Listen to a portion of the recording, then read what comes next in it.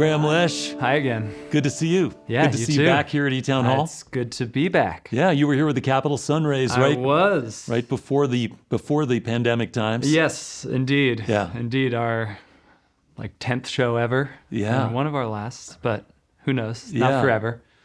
It was a great example of pulling people from disparate backgrounds and putting them together and finding a body of work to aim towards. It was cool seeing what you put together. Absolutely. Yeah. And I think I was the last piece of that one. Yeah.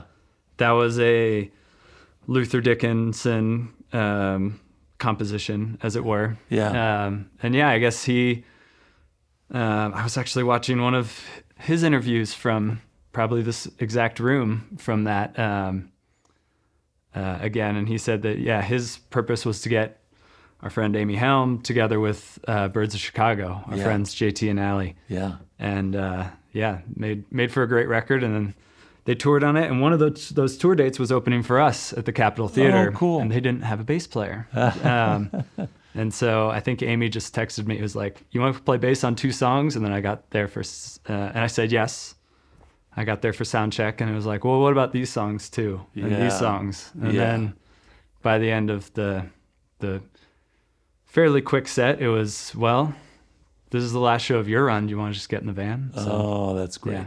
I love when that happens. Yes, it was a very nice coming together of a lot of people that we were, dear friends with, but also some new friends as well. I mentioned that Luther had a situation where his bass player's flight was canceled, and he called me and said, "Can you come and play bass with us?" And in that case, it was no rehearsal and play the show, but that was great. Yeah.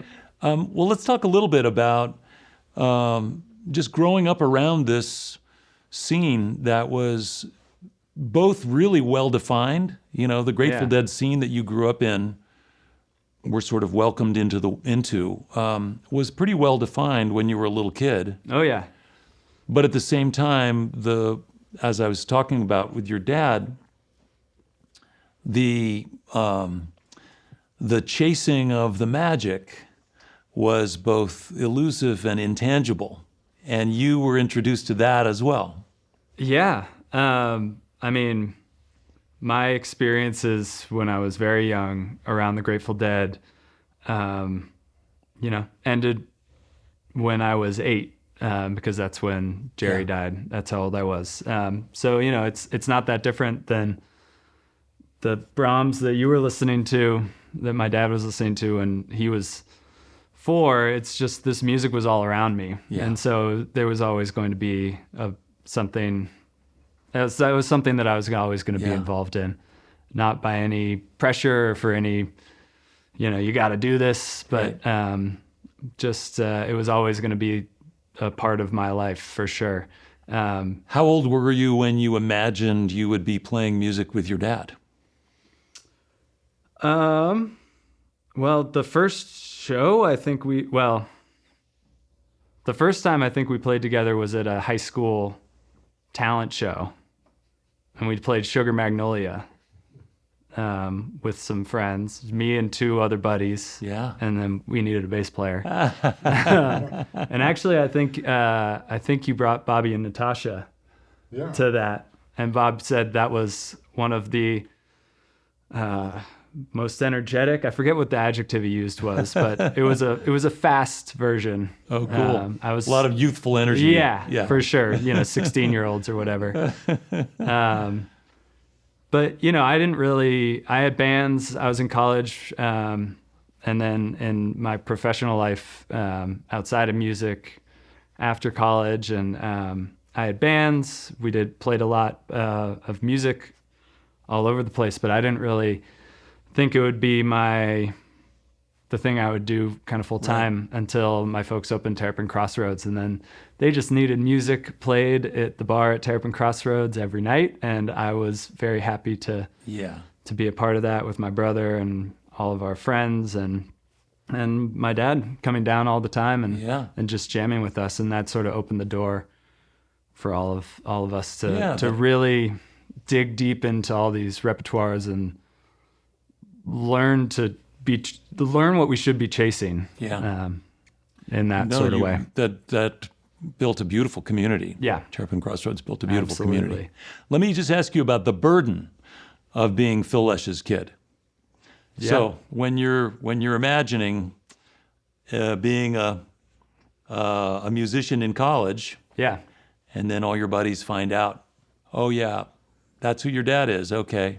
So let's talk about that. Just does it shrink the window of opportunity for you in terms of what styles of music you're going to play? No, I never really thought of it that way. Though in college, I definitely wasn't playing jam band or Grateful Dead style music. I was in all kinds of different bands, and they all played different types of genres, but never really in that particular vein that I opened myself up to a little later. But no, I've never thought of it as a burden. It can be heavy, though. It can be heavy to be the son of someone famous. Yeah, absolutely. It can be the child of somebody famous. Can be a thing people wear well. Some better than others. Well, I hope I wear it well. I simply think of myself as very lucky, in kind of all ways, to be born where I was. I mean, I love California and the Bay Area. To the parents that I was born to have the brother and the friends that I do, and the bandmates and the musicians that I know. So I just think of myself as very blessed and lucky for everything. And I just don't think of it as a burden. I understand that it can be for some people, but everyone's situation is a little different. And for me, it's kind of all just been good. Yeah. Well, for me. The other thing is that a lot of families, and particularly, these days, as the country becomes more and more secular, at least in some parts of the country, there is an absence of that sort of spiritual tradition that a lot of families relied on or came to be familiar with. But I suspect that in your case, that was very present. There was that, because what we were discussing about chasing that moment and finding that peak experience where you sort of disappear in the music. Yeah. That is fundamentally a spiritual quest. Absolutely. Yeah. I mean, I have personally never been very religious or, traditionally spiritual, but I definitely think of places I don't think it's a mistake that eTown Hall is a former church. I feel like places like Levon Helm's Barn and Terrapin, were places of some spiritual connection for sure. Yeah. In whatever way I can understand it. Yeah. And we live in these crazy times where there's such divisiveness. Yeah. And such a lack of sympathy and understanding among people who should know better. Yeah. And we've been shown that music can bring people together. Oh, absolutely. And in some ways, it's one of the very few things that can. Yeah. So there's a great opportunity that we all have. Yeah, absolutely. And a responsibility too, I think. Yeah. Which obviously with eTown and everything you do outside of music is something that I know you're focused on. But yeah, I mean, it's just a gathering place, and anyone can gather, at a live show, Yeah. Grahame, do love live music. Thanks for sharing that, and thanks for coming back to eTown, and congratulations on finding yourself in an environment where you get to make music with a lot of people, including your dad, especially. Yeah. Yes. Cool. Exactly. Thanks a lot. Yeah. Thank you. Let's play some music.